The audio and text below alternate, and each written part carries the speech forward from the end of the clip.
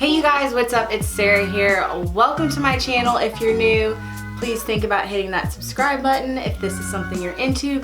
Welcome back to all my other subscribers. You guys are the best. Okay, so today we are, we're in my plant room. I thought that I would show you guys one of my favorite plants, which is actually Scindapsus.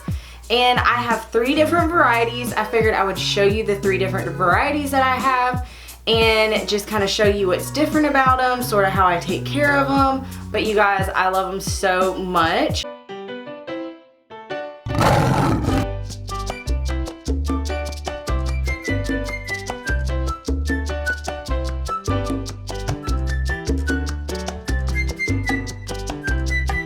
So, I guess, let me start off with the Exotica.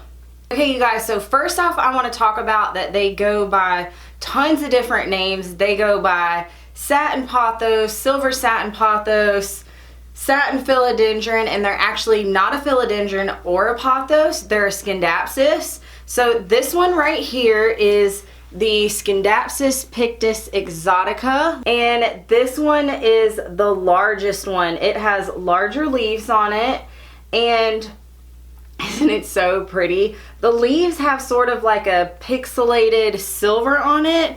This one I absolutely love. I have another one. Let me show you. Hold on. Put this boy down.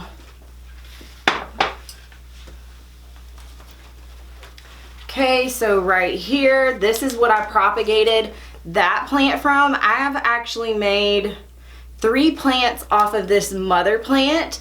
And look at it, you guys. Isn't it just so beautiful? I absolutely love these. They are everything. Do you see? This is next to my hand. The leaves get absolutely huge. They are a vining type plant. They really do resemble a pothos or a philodendron, and that's why people kind of get them confused, but they're not either. They're just a Scindapsus. But actually, I've seen, when I get to the smaller one, I'll show you, but I've seen pictures of the smaller one shingling. I believe these are from like Southeast Asia, so they kind of go around the trunks of trees, or they'll shingle up trees. So of course they like a more tropical environment, so they do good with humidity. Mine took off when I had it outside on my porch because it was really high humidity. But they'll pretty much do good anywhere. I have them all over my house and they've done completely fine. But this is the Exotica, and they're super easy to propagate, just like any other type of pothos or philodendron. You just cut it at a node. So do you see right there is a tiny little node. So you would just cut it below the node, stick that in water, and they'll pop out roots, like really crazy long roots, and they're so easy to propagate. Like I said, I made this one right here from this plant. Now I could have just let it keep trailing down, but you know, I wanted to have more, so I got this whole plant from propagating. And then I have one more right over here. I don't know if you can see, but this one, oh gosh, this one right here, I got them all rigged up because I have another plant hooked onto the plant hanger. But this one right here is the exact same. And I did just water these yesterday, so they're starting to flatten out more. I water, I would say, I probably go a little bit longer than a week now that it's winter time. It just depends, but the leaves will curl up like this. This is what they'll look like when it's time for a drink. They kind of curl like this, and so that's how I know when to give them a drink. But this is the Scindapsus Pictus Exotica. I know it's a mouthful. And the Exotica, you can tell the difference by, because they're giant leaves. Like, the leaves are so much bigger, they're probably about the size of your hand. So let me go on to the next one and show you the next variety that I have. I also have, I think I have one more of these inside. So I have a couple of these. You know, if I really like a plant, I'll get multiples of them. So I have multiples of all different varieties. So let me go ahead and show you the next variety that I have. Okay, so the next up on my list, I have it right here in this little macrame hanger.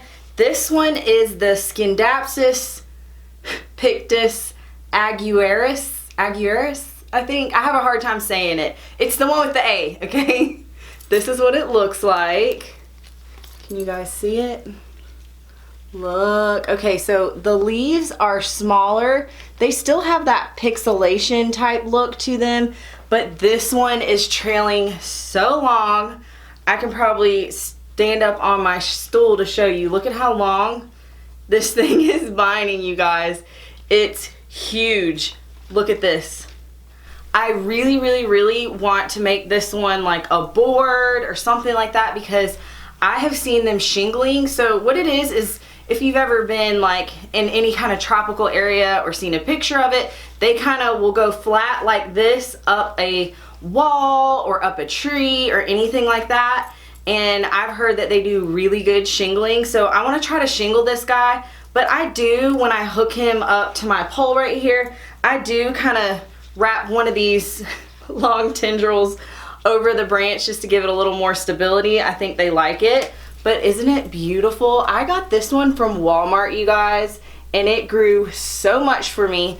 This variety right here grows faster than the just Scindapsus Pictus Exotica, than the Exotica one. I don't know, you guys, I'm probably gonna confuse myself.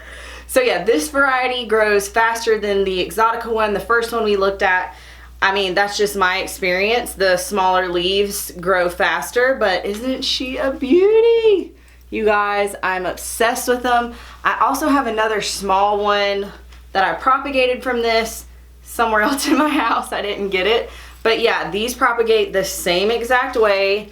So you just take a little cutting at the node right here, you know, discard the inner node and just stick it down in water, and it'll pop out roots. They root really easy, just like a pothos or philodendron, and they really do look like it. That's why people get confused with it, and their care is very similar as well. I did just water this one, but it does the same things. The leaves will curl up like this, and it'll just look really curly. That's when I know that it needs a drink.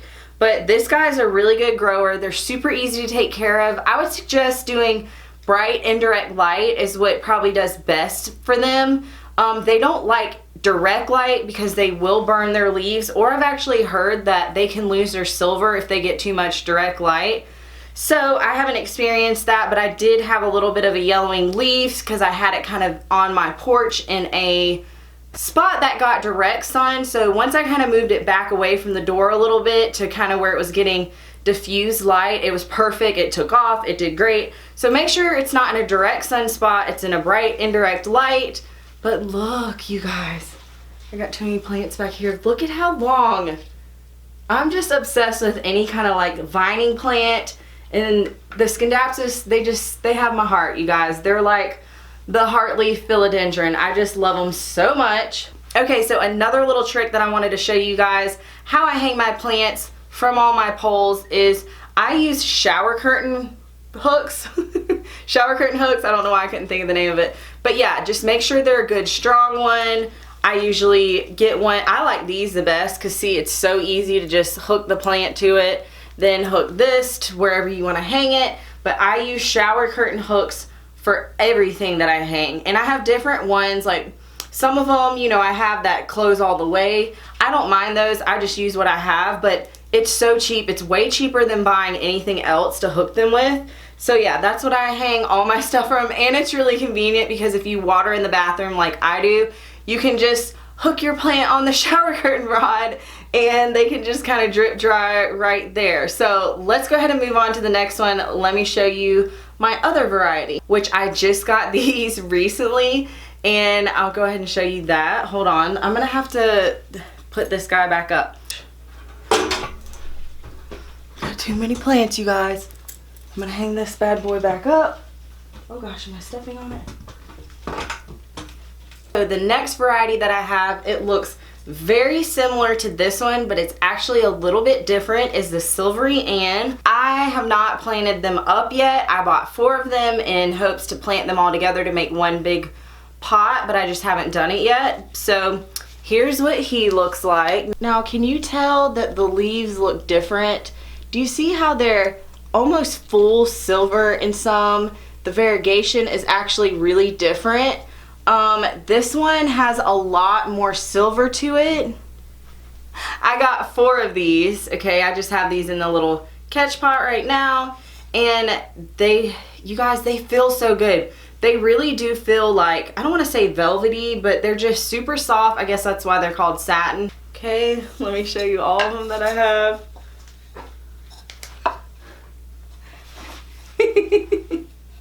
Can you guys see? I just have them in these random pots just to catch the water because I was watering yesterday.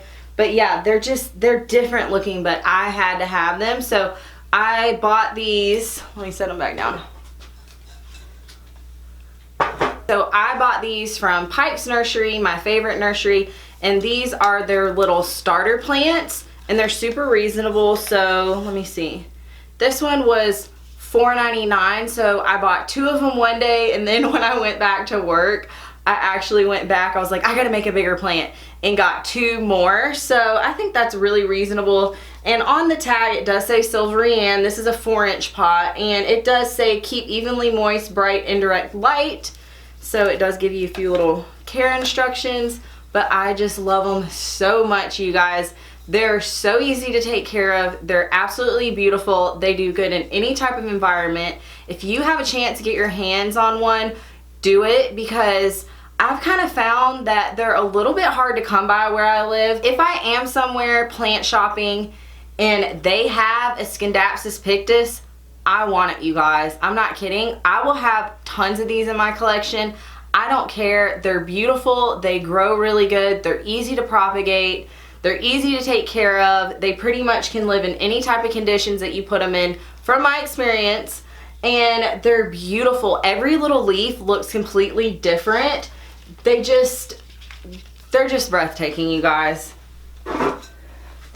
As I'm pulling this one over, every little leaf has a different design on them, and I love how it's like very pixelated looking.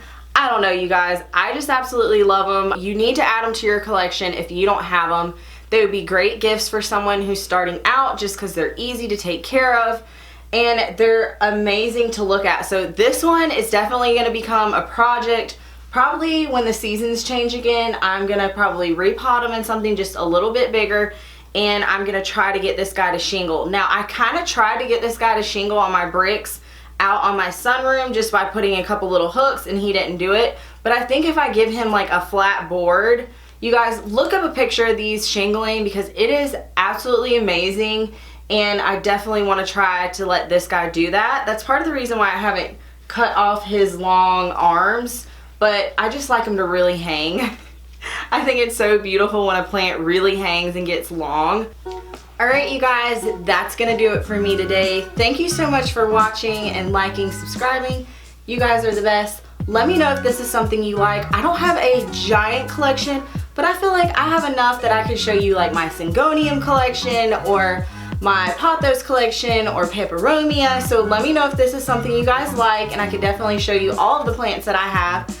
But I hope this encourages you guys to go get one, because I'm telling you, the Scindapsus Pictus are absolutely beautiful. They're even more beautiful in person. I know if you go pick one up, you'll love it.